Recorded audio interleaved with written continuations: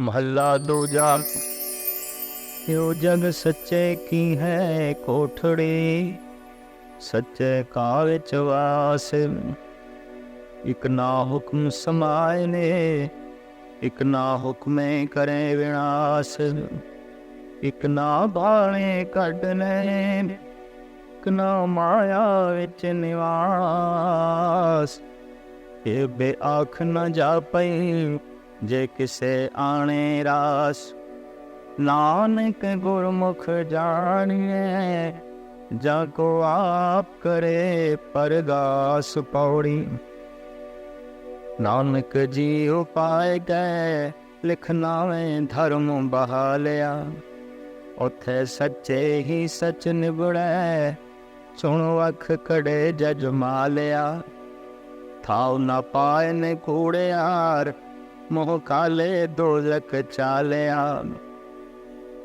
तेरे नाए रते से जिण गए, हार गए से ठगण वालिया। लिखना वे धर्म बहालिया, लिखना वे धर्म बहालिया।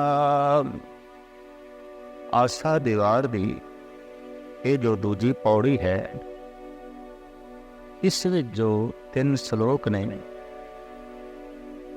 तीजा श्लोक साहिब श्री गुरु अंगद देव जी महाराज का है, जिस विच आप फरमान करते हैं, यह जग सच्चे ही है कोठड़ी, सच्चे का विचवास। समूह संसार परमात्मा दे रहन दा घर है। इस कोठी दे व्यापक रूप दे वो रह रहे।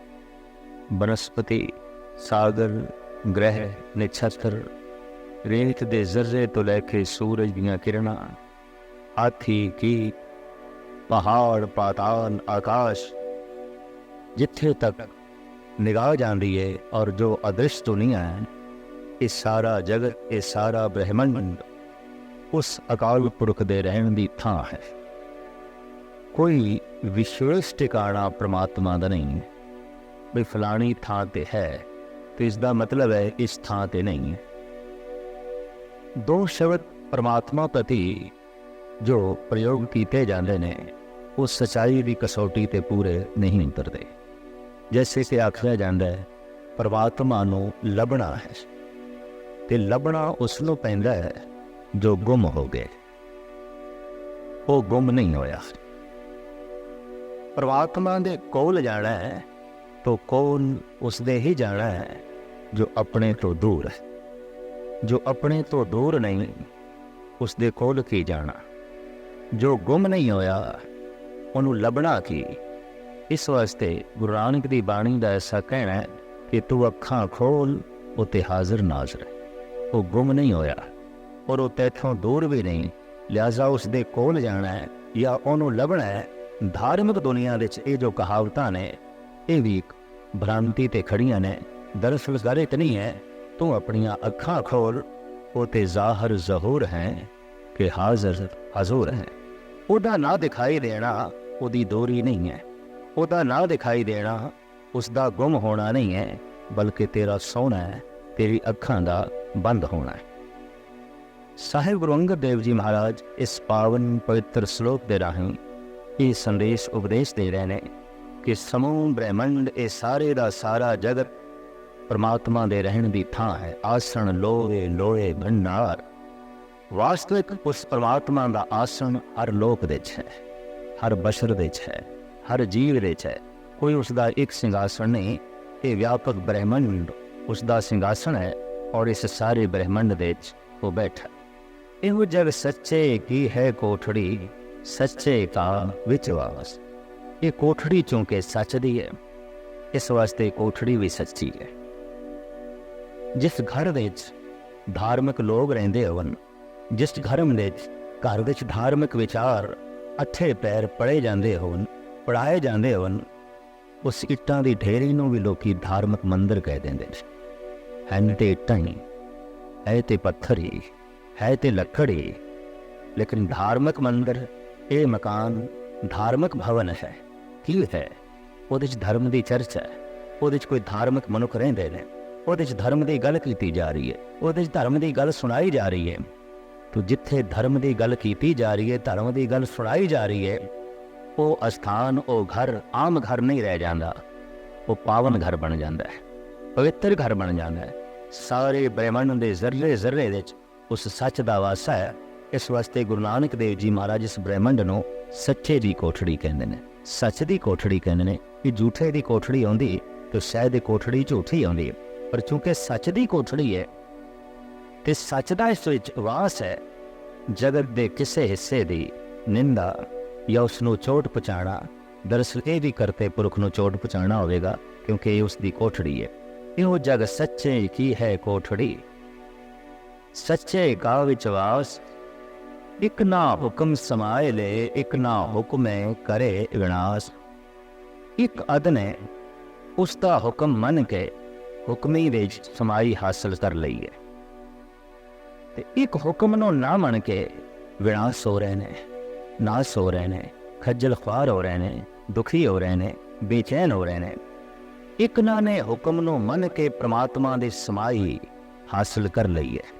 ਇੱਥੇ ਪ੍ਰਸ਼ਨ ਖੜਾ ਹੋਵੇਗਾ, ਹੁਕਮ ਮੰਨ ਕੇ, ਹੁਕਮ ਕੀ ਹੈ, ਹੁਕਮ ਕਿੱਥੇ ਹੈ? ਉਸ ਨੂੰ ਪੜ੍ਹ ਲਈਏ, ਉਸ ਨੂੰ ਸਮਝ ਲਈਏ, ਉਹਨੂੰ ਸੁਣ ਲਈਏ। ਪਰਮਾਤਮਾ ਦਾ ਹੁਕਮ ਕਿੱਥੇ ਲਿਖਿਆ? ਸਾਹਿਬ ਕਹਿੰਦੇ ਨੇ, ਸਿਮਰ ਗੋਬਿੰਦ ਮਨ ਤਨ ਧੁਰ ਲਿਖਿਆ, ਹੁਕਮ ਰਜ਼ਾਈ ਚੱਲਣਾ ਨਾਨਕ ਲਿਖਿਆ ਨਾਲ। ਹੁਕਮ ਤੇਰੇ ਨਾਲ ਲਿਖਿਆ ਹੋਇਆ ਹੈ। ਕਿਹੜੀ ਭਾਸ਼ਾ ਵਿੱਚ ਹੈ? ਦਰਅਸਲ ਪਰਮਾਤਮਾ ਦੀ ਭਾਸ਼ਾ ਅੱਖਰਾਂ ਵਿੱਚ ਨਹੀਂ ਆਉਂਦੀ, ਮੌਨ ਦੀ ਭਾਸ਼ਾ ਹੈ, ਖਾਮੋਸ਼ ਭਾਸ਼ਾ ਹੈ, ਭਾਵ ਦੀ ਭਾਸ਼ਾ ਹੈ। ਉਹਨੂੰ ਸਮਝਣਾ ਪਏਗਾ, ਔਰ ਉਹਨੂੰ ਸਮਝਣ ਲਈ ਜ਼ਰੀਏ ਵੀ ਅਲੱਗ ਅਲੱਗ ਨੇ। ਤਾਂ ਉਸ ਦਾ ਹੁਕਮ ਹਰ ਮਸਤਕ ਤੇ ਲਿਖਿਆ ਹੈ, ਨਾਨਕ ਲਿਖਿਆ ਨਾਲ। ਤੇ ਜਿਹੜਾ ਉਸ ਹੁਕਮ ਨੂੰ ਸਮਝ ਜਾਂਦਾ ਹੈ, ਉਹ ਉਸ ਹੁਕਮੇ ਦੀ ਲੈਣਤਾ ਹਾਸਲ ਕਰ ਲੈਂਦਾ ਹੈ। ਹੁਕਮ ਕੀ ਹੈ? ਇਸ ਨੂੰ ਗੁਰੂ ਅਰਜਨ ਦੇਵ ਜੀ ਮਹਾਰਾਜ ਆਪਣੇ ਢੰਗ ਨਾਲ ਬਿਆਨ ਕਰਦੇ ਨੇ, ਜੋ ਹੋਵਾ ਹੋਵਤ ਸੋ ਜਾਣੇ, ਪ੍ਰਭ ਆਪਣੇ ਕਾ ਹੁਕਮ ਪਛਾਣੇ। ਹੁਕਮ ਕੀ ਹੈ? ਬੜੇ ਸਰਲ ਸ਼ਬਦਾਂ ਵਿੱਚ ਇਸ ਨੂੰ ਖੋਲ੍ਹਿਆ ਹੈ ਗੁਰੂ ਅਰਜਨ ਦੇਵ ਜੀ ਮਹਾਰਾਜ ਨੇ। ਤੇ ਇਹ ਐਸਾ ਹੈ ਜੈਸੇ ਸਾਗਰ ਨੂੰ ਗਾਗਰ ਵਿੱਚ ਬੰਦ ਕੀਤਾ, ਜੈਸੇ ਸਮੁੰਦਰ ਕੂਜ਼ੇ ਵਿੱਚ ਸਮਾ ਗਿਆ, ਜੈਸੇ ਇੱਕ ਮਹਾਨ ਵਿਚਾਰ ਨੂੰ ਥੋੜੇ ਜਿਹਾ ਚੰਦ ਅੱਖਰਾਂ ਵਿੱਚ ਬਿਆਨ ਕਰ ਦਿੱਤਾ ਹੈ। ਜੋ ਹੋਵਾ ਹੋਵਤ ਸੋ ਜਾਣੇ, ਪ੍ਰਭ ਆਪਣੇ ਕਾ ਹੁਕਮ ਪਛਾਣੇ। ਜੋ ਹੋਇਆ ਹੈ ਹੋਣਾ ਹੀ ਸੀ, ਜੋ ਹੋਵਾ ਹੋਵਤ ਸੋ ਜਾਣੇ। ਜੋ ਹੋਇਆ ਹੈ ਇਹਨੂੰ ਹੋਣਹਾਰ ਜਾਣੇ, ਇਹ ਹੋਣਾ ਹੈ। ਪ੍ਰਭ ਆਪਣੇ ਕਾ ਹੁਕਮ ਪਛਾਣੇ। ਅੱਜ ਤੱਕ ਧਾਰਮਿਕ ਦੁਨੀਆ 'ਚ ਐਸਾ ਤੇ ਥਾਂ ਥਾਂ ਤੇ ਆਖਿਆ ਜਾਂਦਾ ਹੈ, ਬਾਰ ਬਾਰ ਆਖਿਆ ਜਾਂਦਾ ਹੈ, ਰੱਬ ਦੀ ਰਜ਼ਾ, ਉਸ ਦਾ ਹੁਕਮ, ਉਹਨੂੰ ਮੰਨੋ, ਉਹਦੀ ਰਜ਼ਾ ਵਿੱਚ ਰਾਜ਼ੀ ਰਹੋ। ਪਰ ਸਵਾਲ ਇਹ ਪੈਦਾ ਹੁੰਦਾ, ਉਹਦੀ ਰਜ਼ਾ ਹੈ ਕੀ? ਪ੍ਰਸ਼ਨ ਇਹ ਖੜਾ ਹੁੰਦਾ ਹੈ, ਉਹਦਾ ਹੁਕਮ ਹੈ ਕੀ? ਧਾਰਮਿਕ ਦੁਨੀਆ ਵਿੱਚ ਐਸਾ ਆਖਿਆ ਜਾਂਦਾ ਹੈ, ਐਸਾ ਸਮਝਾਇਆ ਨਹੀਂ ਜਾਂਦਾ ਕਿ ਉਸ ਦਾ ਹੁਕਮ ਕੀ ਹੈ, ਉਸ ਦੀ ਰਜ਼ਾ ਕੀ ਹੈ। ਗੁਰੂ ਅਰਜਨ ਦੇਵ ਜੀ ਮਹਾਰਾਜ ਇਸ ਨੂੰ ਖੋਲ੍ਹਦੇ ਨੇ ਕਿ ਉਸ ਦੀ ਰਜ਼ਾ ਕੀ ਹੈ, ਉਸ ਦਾ ਹੁਕਮ ਕੀ ਹੈ। ਜੋ ਹੋਆ ਹੋਵਤ ਸੋ ਜਾਣੇ, ਪ੍ਰਭ ਆਪਣੇ ਕਾ ਹੁਕਮ ਪਛਾਣੇ। ਇਹ ਆਪਣੇ ਪ੍ਰਭੂ ਦਾ ਹੁਕਮ ਹੈ ਕਿ ਜੋ ਹੋਇਆ ਹੈ ਇਹ ਹੋਣਾ ਹੀ ਸੀ। ਬਸ ਇਹੀ ਹੁਕਮ, ਇਹੀ ਉਸ ਦੀ ਰਜ਼ਾ ਹੈ। ਦਿਨ ਹੋਇਆ ਹੈ, ਹੋਣਾ ਹੀ ਸੀ। ਰਾਤ ਹੋਈ ਹੈ, ਹੋਣੀ ਹੀ ਸੀ। ਜਨਮ ਹੋਇਆ ਹੈ, ਹੋਣਾ ਹੀ ਸੀ। ਮਰਨ ਹੋਇਆ ਹੈ, ਹੋਣਾ ਹੀ ਸੀ। ਨਫਾ ਹੋਇਆ ਹੈ, ਇਹ ਹੋਣਾ ਹੀ ਸੀ। ਨੁਕਸਾਨ ਹੋਇਆ ਹੈ, ਇਹ ਹੋਣਾ ਹੀ ਸੀ। ਸਰਦੀ ਹੋਈ ਹੈ, ਇਹ ਹੋਣੀ ਸੀ। ਗਰਮੀ ਆਈ ਹੈ, ਇਹ ਆਉਣੇ ਹੀ ਸੀ। ਗਰਜ਼ ਕੇ ਜੋ ਕੁਝ ਹੋ ਰਿਹਾ ਹੈ, ਬਸ ਇਹ ਉਸ ਦਾ ਹੁਕਮ ਹੈ। ਤੇ ਹੋ ਰਹੇ ਨੂੰ ਕਬੂਲ ਕਰ ਲੈਣਾ, ਪ੍ਰਵਾਨ ਕਰ ਲੈਣਾ, ਇਹ ਉਸ ਦੀ ਰਜ਼ਾ ਨੂੰ ਮੰਨਣਾ ਹੈ, ਇਹ ਉਸ ਦੇ ਹੁਕਮ ਨੂੰ ਮੰਨਣਾ ਹੈ। ਔਰ ਰਜ਼ਾ ਵਿੱਚ ਰਾਜ਼ੀ ਹੋਣਾ ਮਾਮੂਲੀ ਖੇਡ ਨਹੀਂ। ਇਹ ਤੇ ਸੂਰੀ ਉੱਪਰ ਖੇਲਣਾ, ਗਿਰੇ ਤਾਂ ਠਾਹਰ ਨਾ ਹੈ। ਜੋ ਹੋ ਗਿਆ ਹੈ ਇਹਨੂੰ ਕਬੂਲ ਕਰ ਲੈਣਾ, दरअसल कई दफ़ा ऐसा होया है कि जन्म होया है कबूल है, मरण होया है कबूल नहीं, नफ़ा होया है परवान है, नुकसान होया है कबूल नहीं, इज्जत मिली है कबूल है, बेइज्जती हो गई है परवान नहीं। दरअसल मनुख परमात्मा के हुक्म नूं अपने अनुकूल ढालना चाहता है तो परमात्मा अपने हुक्म के अनुकूल जगत नूं चलाना चाहता है। गल ये है, और इस कशमकश करके मनुख दुखी है। दरअसल चलदा तो मनुख उसके हुक्म दे ची पे है। सर्दी हुई है, ये होनी सी ते हुण बंदे नूं कितनी भी कबूल ना होवे सर्दी ते रहेगी, नहीं तेनू कबूल ते ना सही ये ते रहेगी। गर्मी हुई है, ये ते होनी सी और होके रहेगी जे तेनू कबूल नहीं तो इस दे तेरा कबूल ना करना कोई मैंने नहीं रखता। तू चीखदा रह, चिल्लांदा रह, लू चलती रहेगी, गर्मी होवेगी, ये रहेगी। जन्म होया है, ये होना ही सी, मरण होया है, ये होना ही सी। जो होना सी, जो होया है, इनू कबूल करना परमात्मा का हुक्म मनना है। ब्रह्मंड दे सब कुछ हो रहा है, कीता नहीं जा रहा। नवे दीप प्रगट हो रहे ने, पुराने दीप बुझ रहे। नवे ग्रह छत्र जन्म ले रहे ने, कुछ टुट रहे ने, कुछ मिट रहे ने।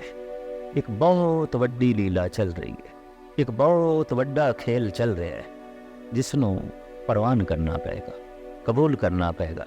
तेरे शरीर दे श्वास चल रहे ने, तू चला नहीं रहा। दिल धड़क रहा है, तू धड़का नहीं रहा। खून चल रहा है, तू चला नहीं रहा। इसी तरीके नाल सब कुछ जगत दे हो रहा है, कीता नहीं जा रहा।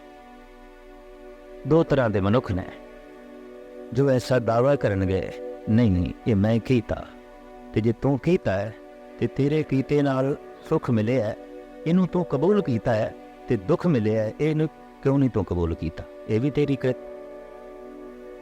जे तेरा ही कीता है सब कुछ, ते जन्म दिन ते तू मिठाई वंडी है, ते मरण दिन नू भी खिड़े मत्थे कबूल कर सक, तस्लीम कर। इज्जत मिली है तो खुश होया है, बेइज्जती नू भी झोली च पा। नफा होया है तो प्रसन्न होया है, नच उठे हैं, नुकसान नू भी झोली च पा। बहुत औखा है। हुक्म या तो सारा ही मनिया जा सकता है, या सारे हुक्म तो इनकार किया जा सकता है।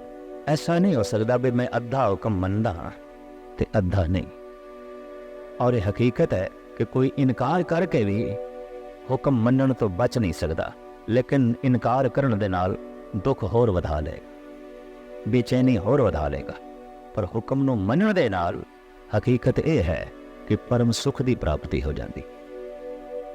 हुक्म दे अगर दुख है तो दुख नूं किसी ने खिड़े मत्थे कबूल कर लिया है, तस्लीम कर लिया है, तो उन्होंने अनुभव हो जाएगा कि दुख भी प्रभु की तरफों मिले होया एक दारू है, एक इलाज है। दुनिया के वाहिद संत, वाहिद रहबरी पुरुष गुरु नानक ने ऐसा नारा लाया है कि दुख करोपी नहीं, दुख परमात्मा वालों सजा नहीं, दे परमात्मा वालों औषधि है, दारू है। दुख दारू सुख रोग भया, जां सुख ताम ना होई। दुख भी एक दारू है, पर सवाल पैदा होता है, दुख कदों दारू बनता है, ते दुख दा दारू परमात्मा नूं कदों देण दी लोड़ पै जाती है? जद बंदे दे सुख रोग हो जान। दुख दारू सुख रोग भया, बड़ा कीमती वचन है पहले पातशाह दा। जद सुख रोग हो जान, जद सुख बंदे नूं हंकारी कर देन, जद सुख आलसी बना देन, जद सुख बंदे नूं दलिदरी कर देन, जद सुख बंदे नूं लोभी बना देन, बेईमान बना देन, ते जद सुख बंदे नूं कठोर बना देन, ऐसे बंदे नूं कथा कीर्तन दी औषधि नाल ठीक करना बड़ी औखी गल है, बहुत कठिन गल है। क्यों?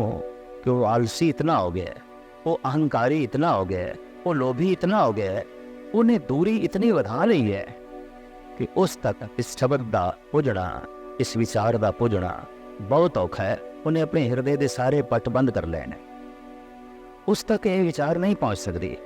लिहाजा ਐਸੇ ਪੁਰਸ਼ ਲਈ ਫਿਰ ਪ੍ਰਮਾਤਮਾ ਨੇ ਜੋ ਔਸ਼ਧੀ ਤਿਆਰ ਕੀਤੀ ਹੈ ਉਹ ਦੁੱਖ ਹੈ। ਬੜੇ ਤੋਂ ਬੜੇ ਬੰਦੇ ਦੁੱਖ ਦੀ ਚੋਟ ਸਹਾਰਦਿਆਂ ਸਿੱਧੇ ਹੋ ਜਾਂਦੇ ਨੇ, ਉਂਝ ਨਹੀਂ ਆਉਂਦੇ। ਉਂਝ ਆਕੜ ਬਣੀ ਰਹਿੰਦੀ ਹੈ, ਉਂਝ ਬੇਈਮਾਨੀ ਬਣੀ ਰਹਿੰਦੀ ਹੈ, ਉਂਝ ਕਠੋਰਤਾ ਬਣੀ ਰਹਿੰਦੀ ਹੈ। ਪਰ ਦੁੱਖ ਦੀ ਇੱਕ ਚੋਟ ਨੇ ਸਿੱਧਾ ਕਰ ਦਿੱਤਾ। ਤਾਂ ਸਾਹਿਬ ਕਹਿੰਦੇ ਦੁੱਖ ਵਕਤੀ ਦੁੱਖ ਇਹ ਪ੍ਰਮਾਤਮਾ ਵੱਲੋਂ ਕਰੋਪੀ ਨਹੀਂ, ਦਾਰੂ ਹੈ, ਔਸ਼ਧੀ ਹੈ। ਔਰ ਇਸ ਦਾਰੂ ਦੀ ਉਦੋਂ ਲੋੜ ਪੈਂਦੀ ਹੈ ਜਦੋਂ ਸੁੱਖ ਰੋਗ ਬਣ ਜਾਣ। ਦੁੱਖ ਦਾਰੂ ਸੁਖ ਰੋਗ ਭਇਆ, ਜਾਂ ਸੁਖ ਤਾਮ ਨਾ ਹੋਈ ਤੋ ਜੋ ਹੋਵਾ ਉਹ ਵਤਸੋ ਜਾਣੇ, ਪ੍ਰਭ ਆਪਣੇ ਕਾ ਹੁਕਮ ਪਛਾਣੇ। ਜੋ ਹੋਇਆ ਹੈ ਇਹ ਹੋਣਾ ਹੀ ਸੀ, ਇਹੀ ਹੁਕਮ ਹੈ। ਔਰ ਇਸ ਨੂੰ ਜੋ ਖਿੜੇ ਮੱਥੇ ਤਸਲੀਮ ਕਰ ਲੈਂਦਾ ਹੈ, ਸਮਝ ਲਓ ਉਹ ਰਜ਼ਾ ਦੇ ਚ ਰਾਜ਼ੀ ਹੈ। ਤੇ ਜੋ ਰਜ਼ਾ ਦੇ ਚ ਰਾਜ਼ੀ ਹੈ ਉਸ ਤੇ ਪ੍ਰਮਾਤਮਾ ਰਾਜ਼ੀ ਹੈ, ਉਸ ਤੇ ਗੁਰੂ ਰਾਜ਼ੀ ਹੈ। ਰੱਬ ਕਿਸ ਤੇ ਰਾਜ਼ੀ ਹੈ? ਜੋ ਉਸ ਦੀ ਰਜ਼ਾ ਦੇ ਚ ਰਾਜ਼ੀ ਹੈ। ਉਸ ਦਾ ਸੰਬੰਧ ਜੁੜ ਜਾਂਦਾ ਹੈ, ਉਹ ਪ੍ਰਮਾਤਮਾ ਦੇ ਬਹੁਤ ਨੇੜੇ ਚਲਾ ਜਾਂਦਾ ਹੈ। ਤੋ ਸਾਹਿਬ ਗੁਰੂ ਅਰਜਨ ਅੰਗਦ ਦੇਵ ਜੀ ਮਹਾਰਾਜ ਇਸ ਪਾਵਨ ਪਵਿੱਤਰ ਸ਼ਲੋਕ ਦੇ ਰਾਹੀਂ ਇਹ ਸੰਦੇਸ਼ ਉਪਦੇਸ਼ ਦੇ ਰਹੇ ਨੇ ਕਿ ਇੱਕ ਅਦ ਭਗਤਾਂ ਨੇ ਹੁਕਮ ਨੂੰ ਮੰਨ ਕੇ ਹੁਕਮੀ ਦੇ ਸਮਾਈ ਹਾਸਲ ਕਰ ਲਈ ਹੈ। ਰਜ਼ਾ ਨੂੰ ਮੰਨ ਕੇ ਉਸ ਪ੍ਰਮਾਤਮਾ ਦੇ ਚ ਲੀਨਤਾ ਹਾਸਲ ਕਰ ਲਈਏ। ਤੇ ਇੱਕ ਅਦ ਹੁਕਮ ਤੋਂ ਇਨਕਾਰੀ ਹੋ ਕੇ ਆਪਣਾ ਜੀਵਨ ਨਾਸ਼ ਕਰ ਲਿਆ, ਆਪਣਾ ਜੀਵਨ ਖੁਆਰ ਕਰ ਲਿਆ। ਹੁਕਮ ਤੋਂ ਇਨਕਾਰੀ ਮਨੁੱਖ ਹੋ ਸਕਦਾ ਹੈ, ਲੇਕਿਨ ਹੁਕਮ ਤੋਂ ਬਚ ਨਹੀਂ ਸਕਦਾ। ਮਛਲੀ ਸਾਗਰ ਦੇ ਚ ਘੁੰਮਦੀ ਹੋਈ ਐਸਾ ਕਹਿ ਸਕਦੀ ਹੈ ਸਾਗਰ ਮੈਨੂੰ ਪ੍ਰਵਾਹ ਨਹੀਂ, ਐਸਾ ਕਹਿ ਸਕਦੀ ਹੈ, ਐਸਾ ਉਸ ਨੂੰ ਖੁੱਲ੍ਹ ਹੈ। ਲੇਕਿਨ ਪਾਣੀ ਤੋਂ ਬਾਹਰ ਰਹਿ ਕੇ ਵਿਚਰ ਨਹੀਂ ਸਕਦੀ, ਉਸਦੇ ਹੁਕਮ ਦੀ ਉਲੰਘਣਾ ਨਹੀਂ ਕਰ ਸਕਦੀ, ਉਸਦੇ ਹੁਕਮ ਤੋਂ ਇਨਕਾਰ ਹੋਣ ਦਾ ਜਜ਼ਬਾ ਉਜਾਗਰ ਕਰ ਸਕਦੀ ਹੈ। ਨਦੀ ਦੇ ਇੱਕ ਕੰਢੇ ਤੋਂ ਲੈ ਕੇ ਦੂਸਰੇ ਕੰਢੇ ਤੱਕ ਮੱਛੀ ਜਾ ਸਕਦੀ ਹੈ, ਪਰ ਪਾਣੀ ਤੋਂ ਬਾਹਰ ਨਿਕਲ ਕੇ ਕਲੋਲ ਨਹੀਂ ਕਰ ਸਕਦੀ। ਮੱਛੀ ਦਰਿਆ ਦੇ ਵਿੱਚ ਘੁੰਮਦੇ ਆਇਆ ਐਸਾ ਕਹਿ ਸਕਦੀ ਹੈ ਪਾਣੀ ਦੇ ਵਿੱਚ ਰਹਿਣਾ ਮੈਨੂੰ ਕਬੂਲ ਨਹੀਂ, ਪਾਣੀ ਦੇ ਵਿੱਚ ਵਿਚਰਨਾ ਮੈਨੂੰ ਇਹ ਪ੍ਰਵਾਨ ਨਹੀਂ। ਲੇਕਿਨ ਫਿਰ ਵੀ ਪਾਣੀ ਤੋਂ ਬਾਹਰ ਰਹਿ ਕੇ ਇਹ ਵਿਚਰ ਨਹੀਂ ਸਕਦੀ। ਮਨੁੱਖ ਐਸਾ ਕਹਿ ਸਕਦਾ ਹੈ हे ਪ੍ਰਮਾਤਮਾ ਇਹ ਤੇਰਾ ਹੁਕਮ ਮੈਨੂੰ ਕਬੂਲ ਨਹੀਂ, ਇਹ ਤੇਰੀ ਰਜ਼ਾ ਮੈਨੂੰ ਪ੍ਰਵਾਨ ਨਹੀਂ। ਲੇਕਿਨ ਫਿਰ ਵੀ ਉਸ ਦੀ ਰਜ਼ਾ ਤੋਂ ਬਾਹਰ ਹੋ ਨਹੀਂ ਸਕਦਾ, ਫਿਰ ਵੀ ਉਸ ਦੇ ਹੁਕਮ ਤੋਂ ਬਾਹਰ ਹੋ ਨਹੀਂ ਸਕਦਾ। ਬਾਰੀਕ ਬੁੱਧ ਰੱਖਣ ਵਾਲਿਆਂ ਨੇ ਈਸ਼ਵਰ ਦੇ ਇਸ ਰਾਜ ਨੂੰ ਸਮਝਿਆ, ਇਸ ਰਾਜ ਨੂੰ ਜਾਣਿਆ, ਔਰ ਇੰਜ ਕਹਿ ਲਓ ਇਸ ਰਾਜ ਦਾ ਹੀ ਸਦਕਾ ਉਹਨਾਂ ਨੇ ਵਾਸਤਵਿਕ ਪਰਮਾਤਮਾ ਨੂੰ ਜਾਣਿਆ। ਕਹੋ ਨਾਨਕ ਜਿਨ ਹੁਕਮ ਪਛਾਤਾ, ਪ੍ਰਭ ਸਾਹਿਬ ਦਾ ਤਿਨ ਭੇਦ ਜਾਤਾ। ਤੋ ਇੱਕ ਨਾ ਹੁਕਮ ਸਮਾਏ ਲੈ, ਇੱਕ ਨਾ ਹੁਕਮੇ ਕਰੇ ਵਿਨਾਸ਼, ਇੱਕ ਨਾ ਭਾਣੇ ਕੱਢ ਲੈ, ਇੱਕ ਨਾ ਮਾਇਆ ਵਿੱਚ ਨਿਵਾਸ। ਇੱਕ ਨੇ ਪਰਮਾਤਮਾ ਦੇ ਭਾਣੇ ਨੂੰ ਮੰਨ ਕੇ, ਉਸ ਦੇ ਹੁਕਮ ਨੂੰ ਮੰਨ ਕੇ ਮਾਇਆ ਵਿੱਚੋਂ ਆਪਣੇ ਆਪ ਨੂੰ ਕੱਢ ਲਿਆ, ਤੇ ਇੱਕ ਹੁਕਮ ਦੀ ਅਦੂਲੀ ਕਰਕੇ ਭਾਵ ਹੁਕਮ ਤੋਂ ਇਨਕਾਰੀ ਹੋ ਕੇ ਮਾਇਆ ਵਿੱਚ ਹੀ ਫਸੇ ਰਹਿ ਗਏ, ਜੰਜਾਲ ਵਿੱਚ ਹੀ ਫਸੇ ਰਹਿ ਗਏ। ਇਹ ਵੀ ਆਖ ਨਾ ਜਾ ਪਈ ਜੇ ਕਿਸੇ ਆਣੇ ਰਾਸ, ਇਹ ਵੀ ਦਿਖਾਈ ਨਹੀਂ ਦਿੰਦਾ, ਔਰ ਐਸਾ ਵੀ ਦਾਅਵੇ ਨਾਲ ਨਹੀਂ ਆਖਿਆ ਜਾ ਸਕਦਾ ਕਿ ਜ਼ਿੰਦਗੀ ਕਿਸ ਦੀ ਰਾਸ ਆਈ, ਜਗਤ ਤੇ ਆਇਆ ਕਿਸ ਦਾ ਸਫਲ ਹੋਇਆ। ਮਨੁੱਖ ਫੈਸਲਾ ਕਰਨ ਗੱਲ ਨਹੀਂ ਕਰ ਸਕਦਾ। ਫਲਾਣਾ ਜੰਨਤ ਦੇ ਚਲਾ ਗਿਆ, ਫਲਾਣਾ ਸਵਰਗਵਾਸ ਹੋ ਗਿਆ, ਫਲਾਣਾ ਬ੍ਰਹਮ ਲੀਨ ਹੋ ਗਿਆ। ਮਨੁੱਖੀ ਦੁਨੀਆ ਦੀ ਇਹ ਸਾਰੀਆਂ ਕਹਾਵਤਾਂ ਹੀ ਨੇ, ਇਹਦੇ 'ਚ ਹਕੀਕਤ ਕੁਛ ਵੀ ਨਹੀਂ, ਕਿਉਂਕਿ ਮਨੁੱਖ ਦੇ ਆਪਣੇ ਅੰਦਾਜ਼ੇ ਨੇ, ਮਨੁੱਖ ਦੀਆਂ ਆਪਣੀਆਂ ਕਿਆਸ ਅਰਾਈਆਂ ਨੇ। ਮਨੁੱਖ ਦੇ ਕੋਲ ਐਸੀ ਕੋਈ ਦੂਰਬੀਨ ਨਹੀਂ ਕਿ ਉਸਨੇ ਦੇਖ ਲਿਆ ਹੋਵੇ ਹਾਂ ਵਾਕਈ ਇਹ ਬ੍ਰਹਮ ਲੀਨ ਹੋ ਗਿਆ, ਵਾਕਈ ਇਹ ਸੱਚਖੰਡ ਵਾਸੀ ਹੋ ਗਿਆ। ਤੋ ਸਾਹਿਬ ਕਹਿੰਦੇ ਨੇ ਇਹ ਕਹਿਣ ਮਾਤਰ ਗੱਲ ਨਹੀਂ, ਇਹ ਪੁੰਨੀ ਪਾਪੀ ਆਖਣ ਨਾ ਹੈ ਕਰ ਕਰ ਕਰਨਾ ਲਿਖ ਲੈ ਜਾਓ। ਤੋ ਇਹ ਕਹਿਣ ਮਾਤਰ ਗੱਲ ਨਹੀਂ, ਇਹ ਵੀ ਆਖ ਨਾ ਜਾ ਪਈ ਜੇ ਕਿਸੇ ਆਣੇ ਰਾਸ, ਨਾਨਕ ਗੁਰਮੁਖ ਜਾਣੀਏ ਜਾਂ ਕੋ ਆਪ ਕਰੇ ਪ੍ਰਗਾਸ। ਗੁਰੂ ਦੁਆਰਾ ਇਸ ਗੱਲ ਨੂੰ ਜਾਣਿਆ ਜਾਂਦਾ ਹੈ, ਇਸ ਗੱਲ ਦਾ ਪਤਾ ਚੱਲਦਾ ਹੈ ਕਿ ਈਸ਼ਵਰ ਆਪ ਹੀ ਅੰਤਿਸ਼ ਕਰਨ ਦੇ ਪ੍ਰਕਾਸ਼ ਕਰਦਾ ਹੈ, ਉਹ ਆਪ ਹੀ ਚਾਨਣਾ ਦਿੰਦਾ ਹੈ। ਦਰਅਸਲ ਲੰਬੀ ਚੌੜੀ ਸਾਧਨਾ ਕਰਨ ਤੋਂ ਬਾਅਦ ਇਸ ਗੱਲ ਦਾ ਬੋਧ ਮਨੁੱਖ ਨੂੰ ਮਿਲਦਾ ਹੈ ਕਿ ਈਸ਼ਵਰ ਪ੍ਰਯਾਸ ਨਾਲ ਨਹੀਂ, ਪ੍ਰਸਾਦ ਨਾਲ ਮਿਲਦਾ ਹੈ। ਇਸ ਵਾਸਤੇ ਧਾਰਮਿਕ ਦੁਨੀਆ ਵਿੱਚ ਪ੍ਰਸਾਦ ਦੀ ਮਹਿਮਾ ਹੈ, ਜਦ ਕਿ ਜਗਤ ਵਿੱਚ ਪ੍ਰਯਾਸ ਦੀ ਗੱਲ ਹੈ। ਸੰਸਾਰ ਵਿੱਚ ਪੁਰਸ਼ਾਰਥ ਦੀ ਗੱਲ ਹੈ, ਜਦ ਕਿ ਧਾਰਮਿਕ ਦੁਨੀਆ ਵਿੱਚ ਬਖਸ਼ਿਸ਼ ਦੀ ਗੱਲ ਹੈ। ਸੰਸਾਰ ਵਿੱਚ ਉਦਮ ਦੀ ਗੱਲ ਆਖੀ ਜਾਂਦੀ ਹੈ, ਧਾਰਮਿਕ ਦੁਨੀਆ ਵਿੱਚ ਕਿਰਪਾ ਦੀ ਗੱਲ ਆਖੀ ਜਾਂਦੀ ਹੈ। ਧਾਰਮਿਕ ਦੁਨੀਆ ਸਹੀ ਹੈ, ਉਹ ਕਹਿੰਦੇ ਨੇ ਉਦਮ ਕਰ ਕਰਕੇ ਪਤਾ ਚੱਲਦਾ ਹੈ ਕਿ ਆਖਿਰ ਇਹ ਉਸ ਦਾ ਮਿਲਾਪ, ਉਹਦੀ ਬਖਸ਼ਿਸ਼ ਹੈ, ਉਹਦੀ ਰਹਿਮਤ ਹੈ। ਸਾਡਾ ਉਦਮ, ਸਾਡਾ ਪੁਰਸ਼ਾਰਥ, ਸਾਡਾ ਪ੍ਰਯਾਸ ਉਸ ਦਾ ਮੁੱਲ ਨਹੀਂ ਹੈ। ਅਗਰ ਇਸ ਨੂੰ ਮੁੱਲ ਮੰਨ ਲੈਂਦੇ ਹਾਂ ਤਾਂ ਸਾਡੇ ਪ੍ਰਯਾਸ ਨਾਲੋਂ ਪਰਮਾਤਮਾ ਦਾ ਪ੍ਰਸਾਦ, ਪਰਮਾਤਮਾ ਕੋਈ ਵੱਡਾ ਨਹੀਂ। ਲੰਬੀ ਚੌੜੀ ਸਾਧਨਾ ਕਰਕੇ ਹੀ ਇਹ ਪਤਾ ਚੱਲਦਾ ਹੈ ਕਿ ਘਾਲ ਨਾ ਮਿਲਿਓ, ਸੇਵ ਨਾ ਮਿਲਿਓ, ਮਿਲਿਓ ਆਏ ਅਚਿੰਤਾ। ਇੱਕ ਗਾਥਾ ਇਸ ਦੇਸ਼ ਦੇ ਧਾਰਮਿਕ ਗ੍ਰੰਥਾਂ 'ਚ ਜੋ ਮਿਲਦੀ ਹੈ, ਬੜੀ ਰਮਣੀਕ ਹੈ, ਪ੍ਰੇਰਨਾਦਾਇਕ ਹੈ। ਸਿਦਾਰਤ ਨਵੀਂ ਦੁਨੀਆ ਦੀ ਤਲਾਸ਼ ਕਰਨ ਦੀ ਚਾਹਤ ਵਿੱਚ ਇਸ ਦੁਨੀਆ ਨੂੰ ਛੱਡ ਬੈਠੇ। ਨਵੇਂ ਸੰਸਾਰ ਦੀ ਉਮੰਗ ਨੇ ਪੁਰਾਣੇ ਨਾਲ ਨਾਤਾ ਤੋੜ ਦਿੱਤਾ। ਪ੍ਰਕਾਸ਼ ਤੇ ਹੁਲਾਸ ਲੈ ਕੇ, ਪ੍ਰਕਾਸ਼ ਦੀ ਮੰਗ ਲੈ ਕੇ ਅੰਧੇਰੇ ਨੂੰ ਵਿਦਾਇਗੀ ਦੇ ਦਿੱਤੀ। ਲੇਕਿਨ ਪ੍ਰਕਾਸ਼ ਕਿੱਥੋਂ ਮਿਲੇ, ਪਰਮ ਜੀਵਨ ਕਿੱਥੋਂ ਮਿਲੇ? ਆਸ਼ਰਮ ਆਸ਼ਰਮ ਭਟਕਦੇ ਰਹੇ, ਇੱਕ ਇੱਕ ਦੁਆਰ ਤੇ ਦਸਤਕ ਦੇਂਦੇ ਰਹੇ। ਹਰ ਆਚਾਰੀਆ ਨੇ, ਹਰ ਸੰਤ ਨੇ ਜਿਹੜੀ ਗੱਲ ਆਖੀ ਉਸ ਨੂੰ ਪੂਰਨ ਸ਼ੌਕ ਨਾਲ, ਜ਼ੌਕ ਨਾਲ ਨਿਭਾਉਂਦੇ ਰਹੇ। ਤੇ ਜਦ ਕੁਛ ਨਾ ਮਿਲਿਆ ਤੇ ਹਰ ਇੱਕ ਨੂੰ ਇਹੀ ਆਖਦੇ ਰਹੇ, ਮਿਲਿਆ ਤੇ ਕੁਛ ਨਹੀਂ। ਤੇ ਹਰ ਇੱਕ ਨੇ ਇਹੀ ਜਵਾਬ ਦਿੱਤਾ, ਜੋ ਕੁਝ ਅਸੀਂ ਜਾਣਦੇ ਸੀ ਤੁਹਾਨੂੰ ਦੱਸ ਦਿੱਤਾ ਹੈ, ਅੱਗੇ ਜਾਓ। ਅੱਗੇ ਜਾਂਦੇ ਜਾਂਦੇ ਅੱਜ ਉਸ ਬੂਹੇ ਤੇ ਆਏ। ਇਸ ਆਸ਼ਰਮ ਦੇ ਆਚਾਰੀਆਂ ਨੇ ਕਹਿ ਦਿੱਤਾ, ਸਿਦਾਰਤ ਜ਼ਿੰਦਗੀ ਸਫਲ ਹੋ ਸਕਦੀ ਹੈ, ਪਰਮ ਜੀਵਨ ਮਿਲ ਸਕਦਾ ਹੈ, ਪਰਮ ਪ੍ਰਕਾਸ਼ ਮਿਲ ਸਕਦਾ ਹੈ, ਬਸ਼ਰਤੇ ਤੂੰ 8 ਪੈਰ ਵਿੱਚ ਸਿਰਫ ਇੱਕ ਦਾਣਾ ਹੀ ਚਾਵਲ ਦਾ ਅੰਗੀਕਾਰ ਕਰੇ। ਸਤ ਵਚਨ ਕਹਿ ਕੇ ਇਹ ਕਠਨ ਪ੍ਰਤੀਕਸ਼ਾ ਵੀ ਸਿਧਾਰਤ ਕਰਨ ਲੱਗੇ।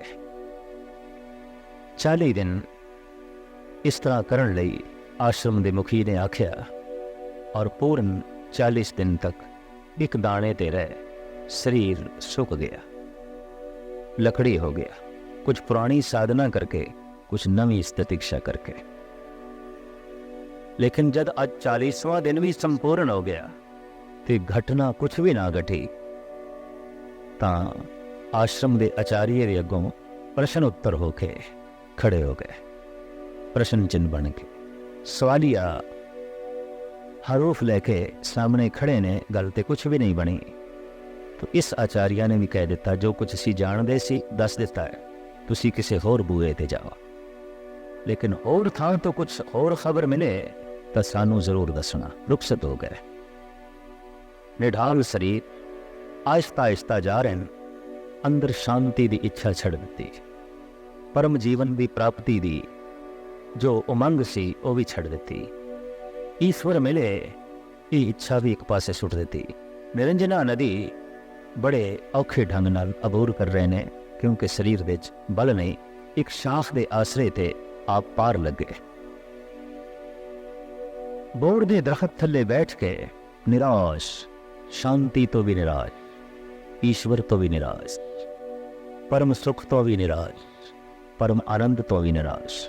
ਕੁਛ ਵੀ ਨਹੀਂ ਚਾਹੀਦਾ, ਕੁਛ ਵੀ ਨਹੀਂ ਚਾਹੀਦਾ। ਐਸਾ ਜਦ ਬੋਧ, ਐਸੀ ਜਦ ਭਾਵਨਾ ਅੰਦਰ ਪੂਰਨ ਰੂਪ ਵਿੱਚ ਪੈਦਾ ਹੋਈ, ਕੁਛ ਵੀ ਨਹੀਂ ਚਾਹੀਦਾ, ਸਭ ਕੁਛ ਮਿਲ ਗਿਆ, ਸਭ ਕੁਝ ਝੋਲੀ ਵਿੱਚ ਪੈ ਗਿਆ, ਸਮਾਧੀ ਲੱਗ ਗਈ। ਔਰ ਪਰਮ ਆਨੰਦ ਦੀ ਵਰਸ਼ਾ ਉਸੇ ਦਿਨ ਹੋ ਗਈ। ਸੁੱਕੇ ਜੀਵਨ ਤੇ ਹਰਾ ਭਰਾ ਹੋ ਗਿਆ ਜੀਵਨ, ਨਵੇਂ ਹੁਲਾਸ ਪੈਦਾ ਹੋ ਗਏ, ਅੰਧਕਾਰ ਵਿੱਚ ਪਰਮ ਪ੍ਰਕਾਸ਼ ਹੋ ਗਿਆ। ਇਸ ਵਾਸਤੇ ਜਗਤ ਦੇ ਹਰ ਰਹਿਬਰੀ ਪੁਰਸ਼ ਨੇ ਤੇ ਹਰ ਸਾਧਕ ਨੇ ਆਖਿਆ, ਪਰਮ ਸੁਖ ਮਿਲਿਆ ਹੈ ਸਾਡੇ ਪ੍ਰਯਾਸ ਨਾਲ ਨਹੀਂ, ਉਸ ਦੇ ਪ੍ਰਸਾਦ ਨਾਲ, ਸਾਡੇ ਉਦਮ ਤੇ ਮਿਹਨਤ ਨਾਲ ਨਹੀਂ, ਉਸ ਦੀ ਬਖਸ਼ਿਸ਼ ਦੇ ਨਾਲ। ਪਰ ਇਹ ਵੀ ਘਾਲਣਾ ਘਾਲ ਕੇ ਪਤਾ ਚੱਲਦਾ ਹੈ। ਤਾਂ ਸਤਿਗੁਰਦੇਵ ਜੀ ਮਹਾਰਾਜ ਕਹਿੰਦੇ ਨੇ, ਗੁਰੂ ਦੁਆਰਾ ਹੀ ਇਹ ਗੱਲ ਜਾਣੀ ਜਾਂਦੀ ਹੈ ਕਿ ਜਿਸ ਨੂੰ ਉਹ ਆਪ ਪ੍ਰਕਾਸ਼ ਦੇਵੇ ਉਹੀ ਪ੍ਰਕਾਸ਼ਮਾਨ ਹੁੰਦਾ ਹੈ, ਉਸ ਨੂੰ ਹੀ ਸੂਝ ਪੈਂਦੀ ਹੈ। ਪੌੜੀ ਨਾਨਕ ਜੀ ਉਪਾਏ ਕੇ ਲਿਖ ਨਾਵੇਂ ਧਰਮ ਬਹਾ ਲਿਆ। ਸਤਿਗੁਰਦੇਵ ਜੀ ਮਹਾਰਾਜ ਦਾ ਫਰਮਾਨ, ਜੀਵ ਪੈਦਾ ਕਰਕੇ ਹਰ ਜੀਵ ਦੇ ਨਾਲ ਪ੍ਰਮਾਤਮਾ ਨੇ ਧਰਮ ਬਿਠਾ ਦਿੱਤਾ ਹੈ, ਮਰਿਆਦਾ, ਅਸੂਲ। ਧਰਮਰਾਜ ਕਿੱਥੇ ਬੈਠਾ ਹੈ, ਇਹ ਕੋਈ ਨਕਸ਼ਾ ਫੋਲ ਕੇ ਵੇਖਣ ਦੀ ਲੋੜ ਨਹੀਂ। ਇਹ ਕੋਈ ਪ੍ਰਿਥਵੀ ਦਾ ਸ਼ਹਿਰ ਨਹੀਂ। ਧਰਮਰਾਜ ਹਰ ਇੱਕ ਦੇ ਅੰਦਰ ਬੈਠਾ ਹੈ। ਧਰਮ, ਮਰਿਆਦਾ। ਮਨੁੱਖ ਜੋ ਕੁਛ ਵੀ ਕਰਦਾ ਹੈ ਉਹ ਅੰਦਰ ਅੰਕੁਰਿਤ ਹੋ ਜਾਂਦਾ ਹੈ। ਜੋ ਬੋਲਦਾ ਹੈ, ਜੋ ਸੋਚਦਾ ਹੈ, ਜੋ ਸੁਣਦਾ ਹੈ, ਜੋ ਵੇਖਦਾ ਹੈ, ਜੋ ਕਰਦਾ ਹੈ, ਇਹ ਸਭ ਮਿਟ ਨਹੀਂ ਜਾਂਦਾ। ਅੰਦਰ ਅਮਿਟ ਛਾਪ ਇਸ ਦੀ ਲੱਗ ਜਾਂਦੀ ਹੈ। ਇਹੀ ਚਿੱਤਰਗੁਪਤ ਹੈ, ਇਹੀ ਧਰਮਰਾਜ ਹੈ। ਔਰ ਐਸਾ ਤੇ ਹੋ ਸਕਦਾ ਹੈ ਕਿ ਕਾਗਜ਼ ਤੇ ਲਿਖਿਆ ਹੋਇਆ ਜਲਾਇਆ ਜਾ ਸਕਦਾ ਹੈ, ਕਾਗਜ਼ ਤੇ ਲਿਖਿਆ ਹੋਇਆ ਮਿਟਾਇਆ ਜਾ ਸਕਦਾ ਹੈ, ਪਰ ਆਪਣੇ ਆਪ ਦੇ ਜੋ ਸਾਡੇ ਕੀਤੇ ਕਰਮ ਲਿਖੇ ਜਾਂਦੇ ਨੇ, ਦੁਨੀਆ ਦੀ ਕੋਈ ਤਾਕਤ ਨਹੀਂ ਮਿਟਾ ਸਕਦੀ ਉਸ ਪਰਿਪੂਰਨ ਪ੍ਰਮਾਤਮਾ ਤੋਂ ਬਿਨਾ, ਉਸ ਅਕਾਲ ਪੁਰਖ ਤੋਂ ਬਿਨਾ। ਤੋ ਇਹ ਧਰਮ ਉਸ ਪਰਿਪੂਰਨ ਪ੍ਰਮਾਤਮਾ ਨੇ ਹਰ ਇੱਕ ਦੇ ਨਾਲ ਬਿਠਾ ਦਿੱਤਾ ਹੈ। ਉੱਥੇ ਸੱਚੇ ਹੀ ਸੱਚ ਨਿਬੜੇ, ਚੁਣ ਵਕ ਕੜੇ ਜਜ ਮਾਲਿਆ। ਉਹ ਧਰਮਰਾਜ, ਉਹ ਜੋ ਮਰਿਆਦਾ ਪਰਿਪੂਰਨ ਪ੍ਰਮਾਤਮਾ ਨੇ ਬਣਾਈ ਹੈ, ਉੱਥੇ ਨਿਬੇੜਾ ਸੱਚ ਤੇ ਹੀ ਹੈ। ਸੱਚ ਹੀ ਅੰਗੀਕਾਰ ਹੁੰਦਾ ਹੈ। ਚੁਣ ਕੇ ਵਕ ਕੱਢ ਦਿੱਤੇ ਜਾਂਦੇ ਨੇ ਜਿਨ੍ਹਾਂ ਨੇ ਜਜ਼ੀਆ ਦੇਣਾ ਹੈ, ਭਾਵ ਜੋ ਝੂਠੇ ਨੇ, ਜਿਨ੍ਹਾਂ ਨੇ ਕਰ ਦੇਣਾ ਹੈ, ਜਿਨ੍ਹਾਂ ਨੇ ਜਜ਼ੀਆ ਦੇਣਾ ਹੈ, ਜਿਨ੍ਹਾਂ ਨੇ ਦੰਡ ਭੋਗਣਾ ਹੈ, ਜਿਨ੍ਹਾਂ ਨੇ ਕੀਤੇ ਕਰਮਾਂ ਦੀ ਸਜ਼ਾ ਭੋਗਣੀ ਹੈ, ਉਹ ਵਕਤ ਕਰ ਦਿੱਤੇ ਜਾਂਦੇ ਨੇ। ਥਾਉ ਨਾ ਪਾਏ ਨ ਕੂੜਿਆਰ, ਮੋਹ ਕਾਲੇ ਦੋਜ਼ਖ ਚਾਰੇ। ਪ੍ਰਭੂ ਦੇ ਸੱਚ ਅਸਥਾਨ ਵਿੱਚ ਇਸ ਤਰ੍ਹਾਂ ਦੇ ਪੁਰਸ਼ਾਂ ਨੂੰ ਥਾਂ ਨਹੀਂ ਮਿਲਦੀ, ਲਿਹਾਜ਼ਾ ਮੂੰਹ ਕਾਲਾ ਲੈ ਕੇ ਉਹ ਦੋਜ਼ਖ ਵਿੱਚ ਜਾਂਦੇ ਨੇ। ਭਾਵ ਭੈੜੇ ਸੰਸਕਾਰ, ਭੈੜਾ ਚਿਤਰਨ, ਉਹ ਜੋ ਭੈੜੀ ਤਸਵੀਰ ਬਣੀ ਹੈ ਉਹੀ ਲੈ ਕੇ ਜਾਂਦੇ ਨੇ।